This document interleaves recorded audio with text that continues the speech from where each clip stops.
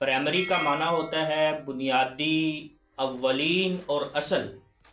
تو یہ وہ سٹیپ ہوتا ہے جہاں پہ بچے کو کاؤنٹنگ، ورڈنگ، لینگویج اور اخلاق کی بنیادی تعلیم دی جاتی ہے، اور یہ چونکہ ایجوکیشن کی ابتدائی سطح ہے، اسی لیے اس کو پرائمری ایجوکیشن یعنی بنیادی تعلیم کہا جاتا ہے۔ مڈل کا معنی ہوتا ہے سینٹر اور درمیان۔ جو روایتی تعلیم ہے وہ 16 سال پر مشتمل ہوتی ہے، اور 8 سال پر اس تعلیم کا مڈ اور سینٹر آتا ہے، تو اس اعتبار سے بھی اس درجے کو مڈل کا نام دیا گیا۔